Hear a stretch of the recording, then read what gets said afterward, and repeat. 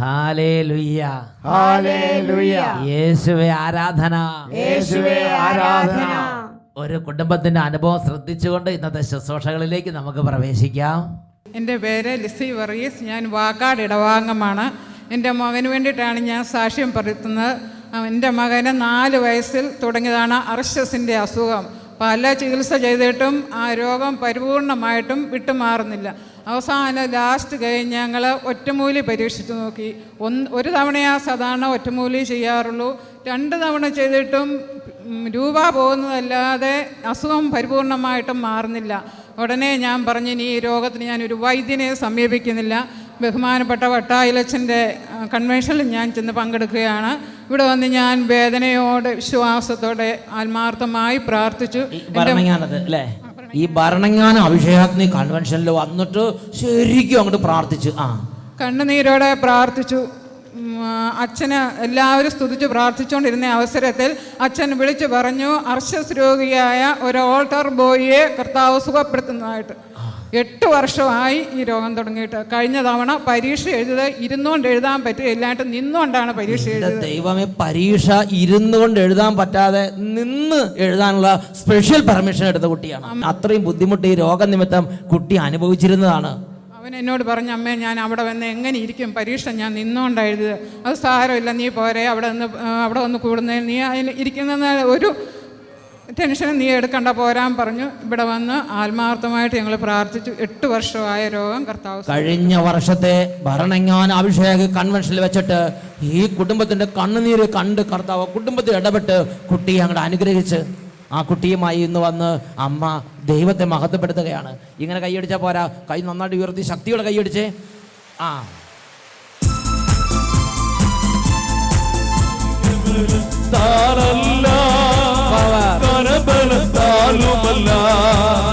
എന്റെ ആത്മാവിനാണ്, എന്റെ ആത്മാവിനാണ്, സൈന്യബലത്താലല്ല കരബലത്താലുമല്ല, എന്റെ ആത്മാവിനാണ്, എന്റെ ആത്മാവിനാണ്. ഹല്ലേലൂയ, ഹല്ലേലൂയ, യേശുവേ ആരാധന, യേശുവേ ആരാധന. ഈ നിമിഷങ്ങളിൽ എഴുന്നേറ്റ് നിന്ന് നമുക്ക് പ്രാർത്ഥിക്കാം. പ്രിയപ്പെട്ട സഹോദരങ്ങളെ, ഈ അഭിഷേകാഗ്നി ശുശ്രൂഷകളിൽ എല്ലാ ഞായറാഴ്ചയും മുടങ്ങാതെ പങ്കുചേരുന്നവരുണ്ട്. കർത്താവ് ആദ്യമായി ഇന്നത്തെ ശുശ്രൂഷകളിലേക്ക് കൂട്ടിച്ചേർത്തവരുണ്ട്. എല്ലാവരും എളിമപ്പെട്ട് നന്നായിട്ട് പ്രാർത്ഥിക്കണം. നിയമാവർത്തന പുസ്തകം 7-ാം അധ്യായം 15-ാം തിരുലിഖിതം. കർത്താവ് നിങ്ങളുടെ ഇടയിൽ നിന്ന് എല്ലാ രോഗങ്ങളും മാറ്റിക്കളയും. യാക്കോബ് ശ്ലീഹയുടെ ലേഖനം 5-ാം അധ്യായം അതിൽ 13-ാം തിരുലിഖിതം. നിങ്ങളുടെ ഇടയിൽ ദുരിതം അനുഭവിക്കുന്നവൻ പ്രാർത്ഥിക്കട്ടെ. ഓ ദൈവമക്കളെ, ഇപ്പോൾ ഹൃദയം തുറന്ന് കർത്താവിൻ്റെ നാമം വിളിച്ചപേക്ഷിക്കുക. അവിടുത്തെ നാമം വിളിച്ചപേക്ഷിക്കുന്നവരുടെ മേൽ അവിടുന്ന് തൻ്റെ സമ്പത്ത് വർഷിക്കും. അവിശ്വാസിയോ നിരീക്ഷകനോ സംശയഗ്രസ്തനായിരിക്കാതെ ഹൃദയം തുറക്കുക മക്കളെ. ദൈവം പ്രാർത്ഥിക്കാൻ വേണ്ടി വിളിക്കുകയും തിരഞ്ഞെടുക്കുകയും ചെയ്തിട്ടുള്ള ഒരു കൂട്ടായ്മയിലല്ലേ ഇപ്പോൾ നാം പങ്കുചേർന്നുകൊണ്ടിരിക്കുന്നത്. ദൈവത്തിൻ്റെ വചനം ഓരോ കുടുംബങ്ങളിൽ അത്ഭുതമായി മാറാൻ ദൈവം തീരുമാനിച്ച ഒരു മണിക്കൂറിലൂടെയാണ് നാം കടന്നു പോകുന്നത്. യേശയ്യ 40-ാം അധ്യായത്തിൽ 8-ാം തിരുലിഖിതം പഠിപ്പിക്കുന്നു, പുല്ല് കരിയുന്നു, പുഷ്പം വാടുന്നു, നമ്മുടെ ദൈവമായ കർത്താവിൻ്റെ വചനമാകട്ടെ എന്നേക്കും നിലനിൽക്കുന്നു.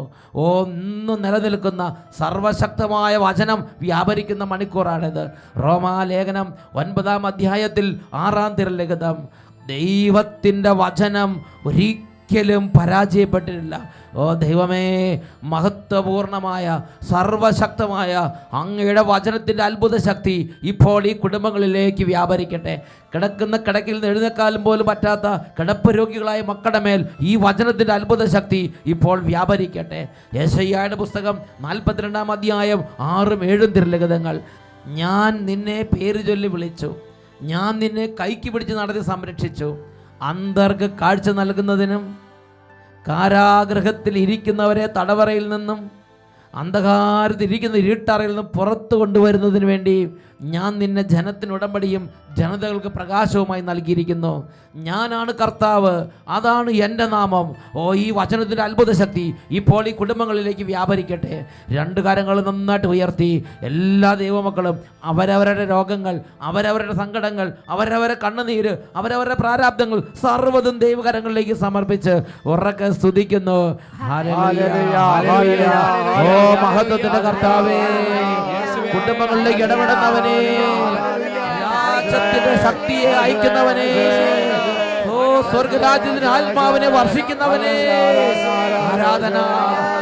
Glory glory glory glory glory. എല്ലാവരും കരങ്ങൾ ഉയർത്തി സ്തുതിക്കുന്നു. മന്ദത വിട്ടുമാറി പോകട്ടെ. ഓ മടുപ്പെല്ലാം മാറിപ്പോകട്ടെ. എല്ലാ ക്ഷീണങ്ങളും വിട്ടുപോകട്ടെ. മരവിപ്പ് വിട്ടുമാറട്ടെ. എല്ലാ കുടുംബങ്ങളും ഉണരട്ടെ.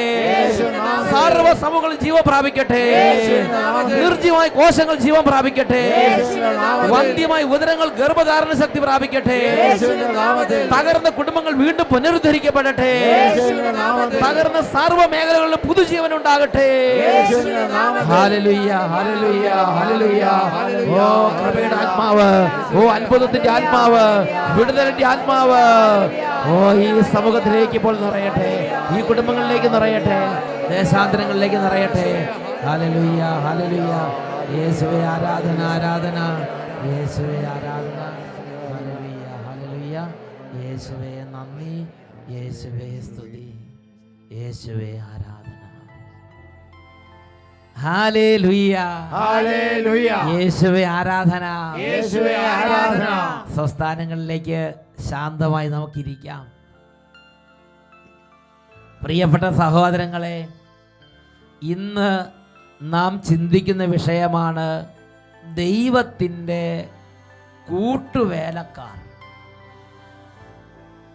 നമ്മുടെ ഓരോരുത്തരുടെയും ജീവിതത്തിൽ അത്ഭുതകരമായ ദൈവത്തിൻ്റെ അനുഭവത്തിൻ്റെ ഉടമകളായി നാം രൂപാന്തരപ്പെടാൻ ദൈവം ഒരുപാട് വ്യക്തികളെ തെരഞ്ഞെടുത്ത് നിയോഗിക്കുന്നുണ്ട്. ആ വ്യക്തികളുടെ ഒരു വാക്ക്, അവരുടെ ഒരു സാന്നിധ്യം, ഒരു പ്രോത്സാഹനം നമ്മുടെ ജീവിതത്തെ എന്തെന്നില്ലാത്ത വിധം വ്യത്യാസപ്പെടുത്തും. ഉറക്കെ പറയാ ഹല്ലേലൂയ ഹല്ലേലൂയ ഹല്ലേലൂയ ഹല്ലേലൂയ. അങ്ങനെയുള്ള നിയോഗം ലഭിച്ചവർ അത് പറയാതെ പോകരുത്, സംസാരിക്കാതെ പോകരുത്. പ്രിയപ്പെട്ട സഹോദരങ്ങളെ, നാം ആ സാക്ഷ്യത്തിൽ ഒരു അമ്മ അനുഭവം പറയുന്നത് ശ്രദ്ധിച്ചു. ആ കുട്ടിക്ക് വർഷങ്ങളോളം രോഗം. ആ കുട്ടി അമ്മയോട് പറഞ്ഞു, അമ്മ ഞാൻ എന്തിനു വരണം കൺവെൻഷൻ കൂടാൻ? കാരണം പരീക്ഷാ ഹാളിൽ പോലും എനിക്ക് ഇരിക്കാൻ പറ്റുമായിരുന്നില്ല.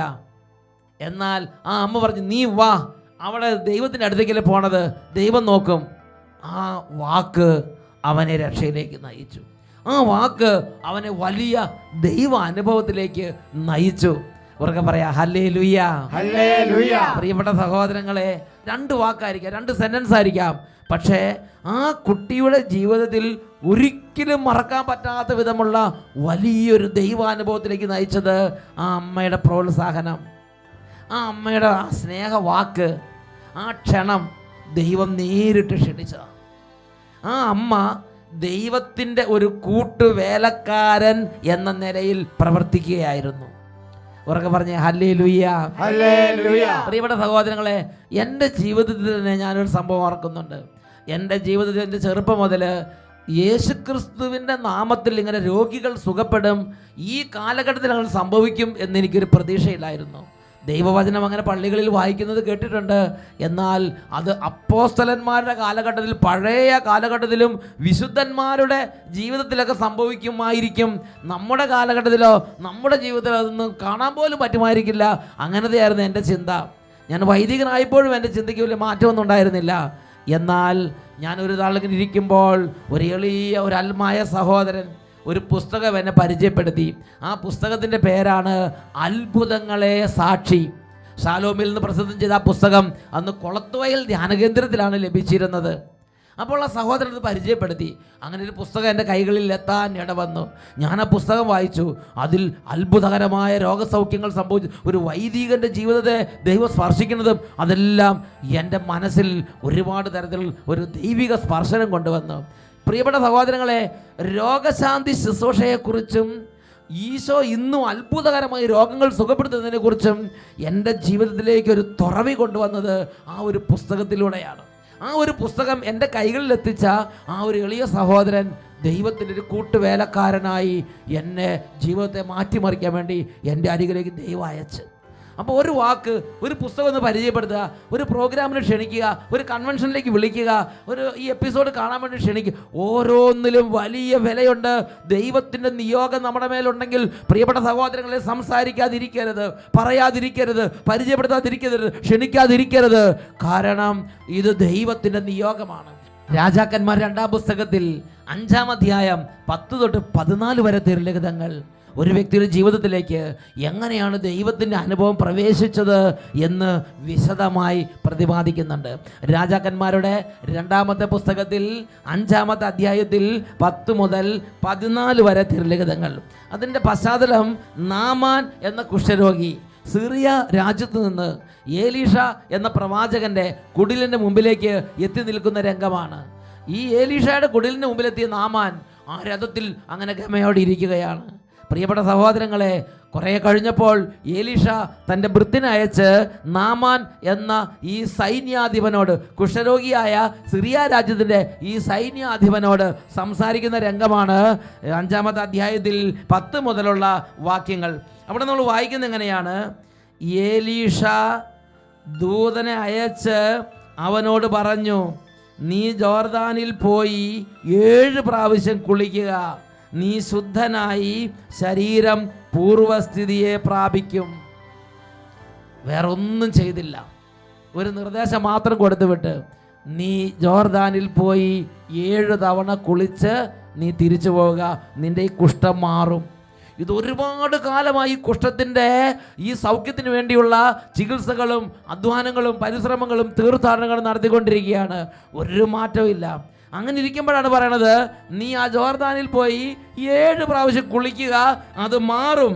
പ്രിയപ്പെട്ട സഹോദരങ്ങളെ, ഈ നാമാന് അത് അംഗീകരിക്കാൻ പറ്റിയില്ല. നാമാൻ ക്രുദ്ധനായി. അതാണ് തുടർന്ന് വരുന്ന വാക്യങ്ങൾ കാണുന്നത്. എന്നാൽ നാമാൻ കുപിതനായി മടങ്ങിപ്പോയി. അവൻ പറഞ്ഞു, ഏലീഷ എൻ്റെ അടുത്ത് ഇറങ്ങി വന്ന് തൻ്റെ ദൈവമായ കർത്താവിനെ നാമം വിളിച്ചപേക്ഷിക്കുമെന്നും കരം വീശി കുഷ്ഠം സുഖപ്പെടുത്തുമെന്നും ഞാൻ വിചാരിച്ചു. ഡമാസ്കസിലെ അബാനയും ബാർപ്പാറും ഇസ്രായേലിലെ നദികളേക്കാൾ ശ്രേഷ്ഠമല്ലേ? അവയിൽ കുളിച്ച് എനിക്ക് ശുദ്ധി പ്രാപിച്ചുകൂടെ? അവൻ ക്രുദ്ധനായി അവിടെ നിന്ന് തിരിച്ചുപോയി. പ്രിയപ്പെട്ട സഹോദരങ്ങളെ, വലിയൊരു ദൈവാനുഭവത്തിന് വേണ്ടി ദൈവം കൊണ്ടുവന്നതാണ്. എന്നാൽ ഹൃദയം തുറക്കാൻ പറ്റുന്നില്ല, ദൈവത്തെ അംഗീകരിക്കാൻ പറ്റുന്നില്ല, ദൈവത്തിൻ്റെ വഴികൾ അംഗീകരിക്കാൻ പറ്റുന്നില്ല, പ്രാർത്ഥനയിൽ അല്ലെങ്കിൽ ഹൃദയം എളിമപ്പെടുത്താൻ പറ്റുന്ന ഒരു പ്രത്യേക പീഡ നാമാനെ അലട്ടുകയാണ്. ദൈവത്തിൻ്റെ അനുഭവത്തിൽ നിന്നും നാമാനെ ബഹുദൂരം ദൂരെയാകുന്ന ഒരു പ്രത്യേക ഈഗോ, ഒരു പ്രത്യേക അഹങ്കാരം, ഒരു പ്രത്യേക അന്ധകാര പീഡ ഇപ്പോൾ നാമാനെ കഠിനമായി പീഡിപ്പിക്കുകയാണ്. അവൻ ക്രുദ്ധനായി അവിടെ നിന്ന് മടങ്ങിപ്പോയി. ഈ സമയത്ത് ദൈവത്തിന് നിയോഗം ലഭിച്ച ഒരു എളിയ വേലക്കാരൻ, ദൈവത്തിൻ്റെ ഒരു കൂട്ടുവേലക്കാരൻ, ഒരു എളിയ ഭൃത്യൻ അവിടെ ഉണ്ടായിരുന്നു. അതാണ് തുടർന്ന് വരുന്ന 13ഉം 14ഉം തിരുലിഖിതങ്ങൾ. എന്നാൽ ഭൃത്യന്മാർ അടുത്ത് ചെന്ന് പറഞ്ഞു, പിതാവേ, പ്രവാചകൻ ഭാരിച്ച ഒരു കാര്യമാണ് കൽപ്പിച്ചിരുന്നതെങ്കിൽ അങ്ങ് അത് ചെയ്യുമായിരുന്നില്ലേ? ഈ പ്രവാചകൻ 1 കോടി രൂപ അല്ലെങ്കിൽ ഈ നാമാനോട് വലുപ്പമുള്ള സ്വർണ്ണ ഒരു കട്ടി അവിടെ വെക്ക് എന്ന് പറഞ്ഞിരുന്നെങ്കിൽ നാമാൻ ചെയ്യുമായിരുന്നു. കാരണം ഈ കുഷ്ഠത്തിൽ നിന്ന് സൗഖ്യം പ്രാപിക്കാൻ നാമാൻ അത്രമാത്രം ആഗ്രഹിച്ചിരുന്നു. വലിയ പാരിതോഷികങ്ങളും വലിയ സമ്മാനങ്ങളുമായിട്ടാണ് നാമാൻ വന്നിരിക്കുന്നത്. അപ്പോഴാണ് ഏലീഷ ഒന്നും പ്രതീക്ഷിക്കുന്നില്ല. ഏലീഷ പറഞ്ഞാൽ പുഴയിൽ കുളിച്ചിട്ട് പോയി വിട്ടുപൊക്കോളാൻ പറഞ്ഞു. അപ്പോൾ നാമാൻ്റെ ഹൃദയത്തിന് അത് അംഗീകരിക്കാൻ പറ്റുന്നില്ല. പക്ഷേ ആ എളിയ ഭൃത്യന്മാർ, ദൈവത്തിന് നിയോഗം ഉണ്ടായിരുന്നവർ, അവർ സംസാരിക്കാൻ തുടങ്ങി, അവർ ഇടപെടാൻ തുടങ്ങി. അവർ ചെന്ന് പറയുകയാണ്, പിതാവേ, പ്രവാചകനൊരു ഭാരിച്ച കാര്യമാണ് കൽപ്പിച്ചിരുന്നതെങ്കിൽ അങ്ങ് തീർച്ചയായും അത് ചെയ്യുമായിരുന്നില്ലേ? അപ്പോൾ കുളിച്ച് ശുദ്ധനാകുക എന്ന് പറയുമ്പോൾ എത്രയോ കൂടുതൽ താല്പര്യത്തോടെ അങ്ങ് അത് ചെയ്യേണ്ടതാണ്. അങ്ങനെ ദൈവപുരുഷൻ്റെ വാക്കനുസരിച്ച് അവൻ ജോർദാനിലിറങ്ങി 7 പ്രാവശ്യം മുങ്ങി അവൻ സുഖം പ്രാപിച്ചു. ഉറക്കെ പറയാ ഹല്ലേലൂയ, ഹല്ലേലൂയ, ഹല്ലേലൂയ, ഹല്ലേലൂയ. പ്രിയപ്പെട്ട സഹോദരങ്ങളെ നോക്കുക, ഇവിടെ ഈ നാമാനെ ദൈവാനുഭവത്തിലേക്ക് കൊണ്ടുവന്നത് ആരാ?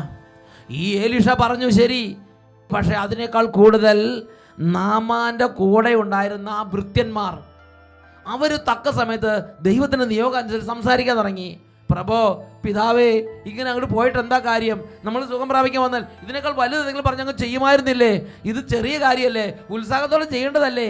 ഇങ്ങനെ അവരുടെ ആ ഹൃദയത്തിൽ നിന്ന് അവർ ഏതാനും സെന്റൻസുകൾ, ഏതാനും വാക്യങ്ങൾ, ഏതാനും കാര്യങ്ങൾ അവർ സംസാരിച്ചു. അവിടെ ദൈവാനുഭവമായി. അവിടെ നാമാന്റെ ഹൃദയം മാറുകയാണ്.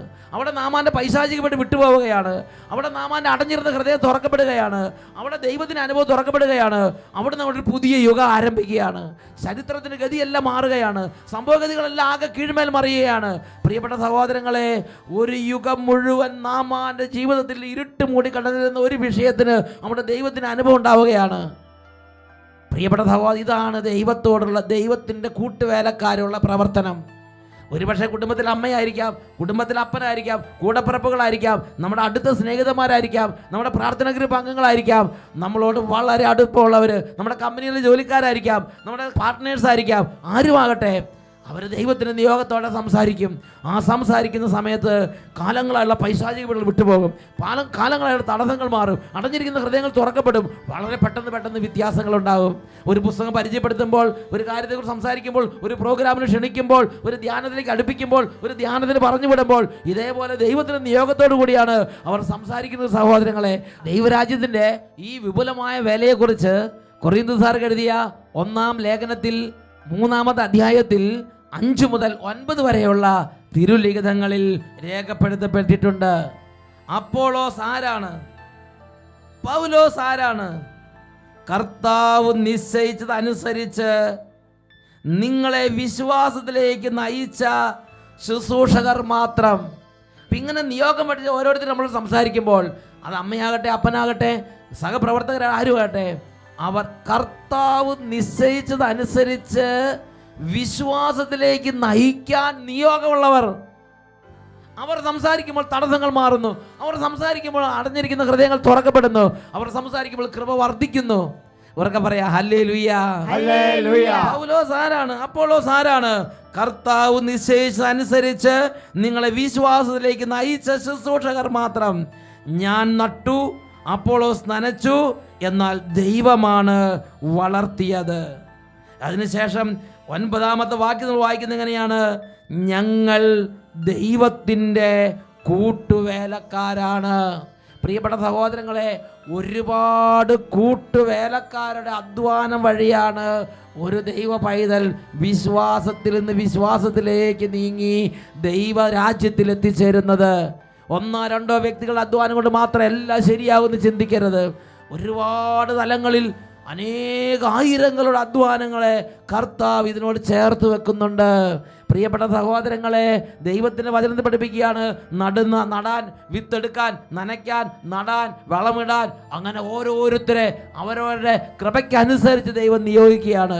വിത്ത് വിതയ്ക്കുന്നവർ, നടുന്നവർ, നനയ്ക്കുന്നവർ, പുഴുവിനെടുത്ത് കളയുന്നവർ, പരിചരിക്കുന്നവർ, വെള്ളമൊഴിക്കുന്നവർ, ഇങ്ങനെ ഒരു 100,000 പേരുടെ സഹപ്രവർത്തനത്തിൻ്റെ ഫലമായിട്ടാണ് ദൈവരാജ്യത്തിൻ്റെ ശുശ്രൂഷകൾ, ദൈവരാജ്യത്തിൻ്റെ അനുഭവം, ദൈവരാജ്യം ഈ ഭൂമിയിൽ വ്യാപിച്ചുകൊണ്ടിരിക്കുന്നത്.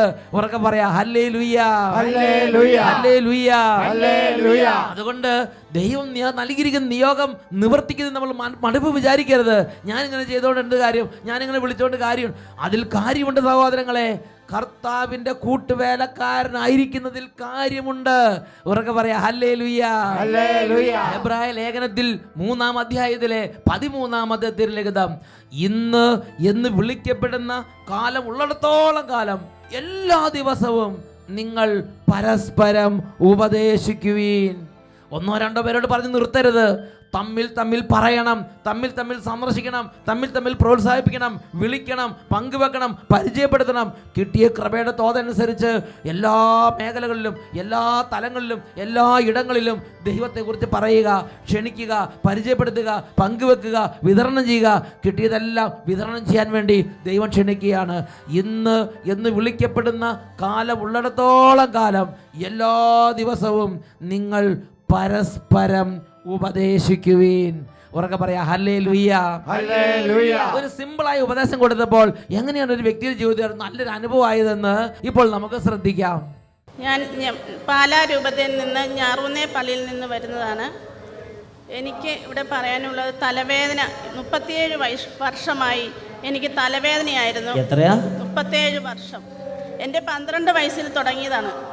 ഞാൻ പല ധ്യാനങ്ങളും കൂടുകയും അവിടെയെല്ലാം വെച്ച് കർത്താവിനോട് പറയും, ദൈവമേ എൻ്റെ ഈ തലവേദന ഒന്ന് മാറ്റിത്തരണമേ എന്ന്. ഒരു മാസത്തിൽ ഒരു പ്രാവശ്യമെങ്കിലും എനിക്ക് ഈ തലവേദന കാരണം ഒരു ജോലിയും ചെയ്യാൻ പാടില്ല. മരുന്ന് കഴിക്കാതെ ഞാൻ എനിക്ക് എഴുന്നേക്കാൻ പോലും പാടില്ല. അങ്ങനെയായി ഞാൻ വർഷങ്ങൾ കഴിഞ്ഞുകൂടി. ഈ കഴിഞ്ഞ വർഷത്തെ ധ്യാനത്തിന് ഞാൻ പങ്കെടുക്കുകയുണ്ടായി. കഴിഞ്ഞ വർഷത്തെ വർണ്ണങ്ങാൻ അഭിഷേകാഗ്നി ദൈവം അങ്ങോട്ട് എത്രയോ അത്ഭുതങ്ങൾ ചെയ്തത്. ഇപ്പം ഞാൻ സ്റ്റേജിന് പുറകെ നോക്കി, അനൗൺസൊന്നും ചെയ്തില്ല, സ്റ്റേജിന് പുറകെ നോക്കിയപ്പോൾ വലിയൊരു ജനക്കൂട്ട് അവിടെ സാക്ഷ്യം പറയാൻ വേണ്ടി നിൽക്കുക. ചെറിയൊരു ധ്യാനം നടത്താനുള്ള ജനക്കൂട്ട് അവിടെയുണ്ട്. അച്ഛൻ ഇങ്ങനെ തലയ്ക്ക് പിടിക്കുന്നുണ്ടെന്ന് ഇങ്ങനെ ഞങ്ങളുടെ കുടുത്തി വന്ന ആൾക്കാരെല്ലാവരും പറഞ്ഞു. ഞങ്ങളെല്ലാവരും പിരിഞ്ഞു പോകാനായിട്ട് ഒരുങ്ങി നിൽക്കുമോ വണ്ടി എടുക്കാൻ വേണ്ടി. അന്നേരം ഞാനും ഓടി വന്ന് ഇങ്ങനെ അച്ഛൻ്റെ അടുക്കലേക്ക് കയറാൻ വന്നപ്പോൾ എൻ്റെ കുടുത്തി വന്ന് ഒരു ചേട്ടൻ പറഞ്ഞു, ഇവിടെ നിന്നിട്ട് കാര്യമില്ല, മുന്നോട്ട് കയറണം പറഞ്ഞു. അപ്പം ഞാൻ അവരെല്ലാവരും അവിടെ നിൽക്കുമല്ലേ, നമ്മളെങ്ങനെയാണ് മുന്നോട്ട് കയറണേ?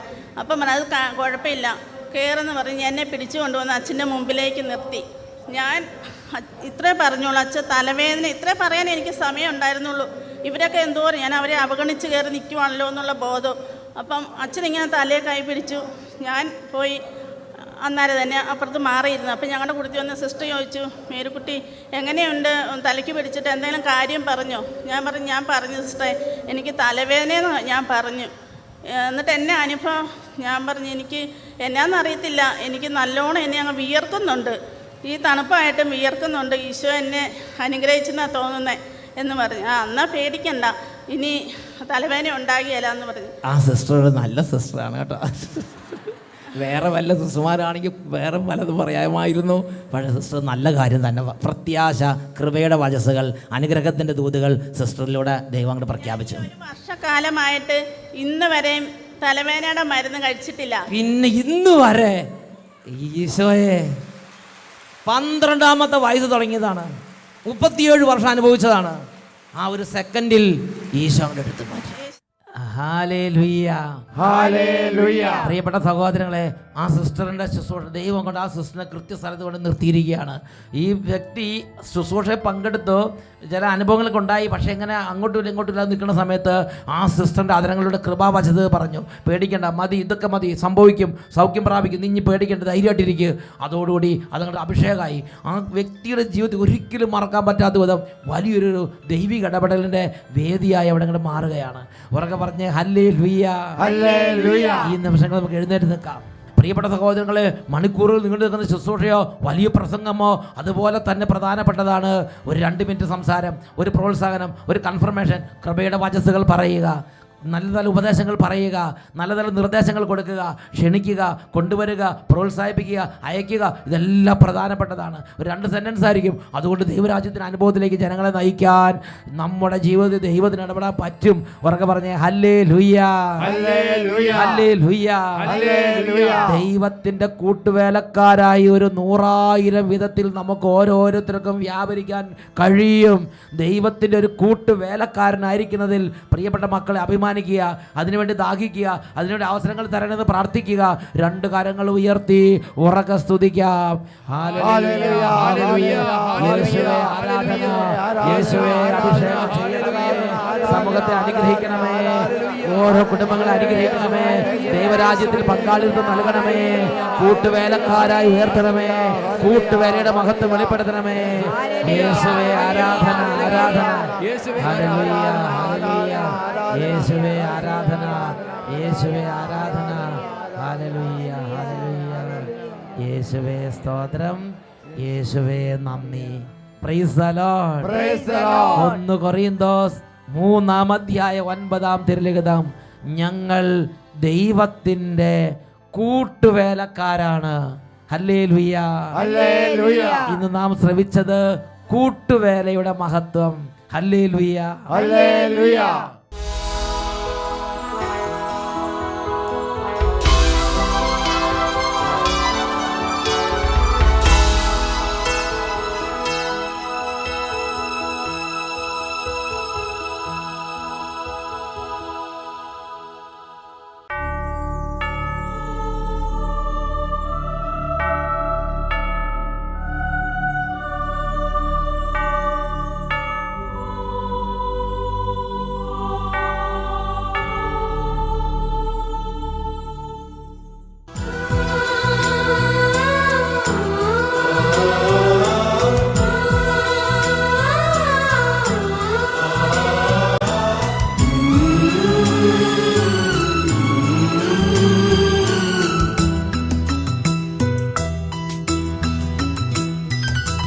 നെഞ്ചിൻ്റെ നോവുകളെല്ലാം അറിയുവാൻ നീ മാത്രമെൻ ദൈവമേ. എല്ലാം പറഞ്ഞൊന്നു കരയുവാനുള്ളതും നിൻ സന്നിധി മാത്രമേ. എല്ലാം പറഞ്ഞൊന്നു കരയുവാനുള്ളതും നിൻ സന്നിധി മാത്രമേ. നെഞ്ചിൻ്റെ നോവുകളെല്ലാം അറിയുവാൻ നീ മാത്രമെൻ ദൈവമേ. ഹല്ലേലൂയ. ഹല്ലേലൂയ. എല്ലാ ദൈവമക്കളും അവരവരായിരിക്കുന്ന സ്ഥലങ്ങളിൽ നിന്ന് 2 കരങ്ങൾ ഉയർത്തി ദിവ്യകാരുണ്യ ഈശോയുടെ മുമ്പിൽ ഹൃദയഭാരങ്ങൾ സമർപ്പിച്ച് ഉറക്കെ സ്തുതിച്ച് ആരാധിക്കുന്നു. Hallelujah. Hallelujah. Hallelujah. Hallelujah. Hallelujah. യേശുവേ ആരാധന, ആരാധന, ആരാധന, ആരാധന, ആരാധന. ഹല്ലേലൂയ. ഹല്ലേലൂയ. എല്ലാം പറഞ്ഞൊന്നു കരയുവാനുള്ളതും നിൻ സന്നിധി മാത്രമേ. നിൻ സന്നിധി മാത്രമേ.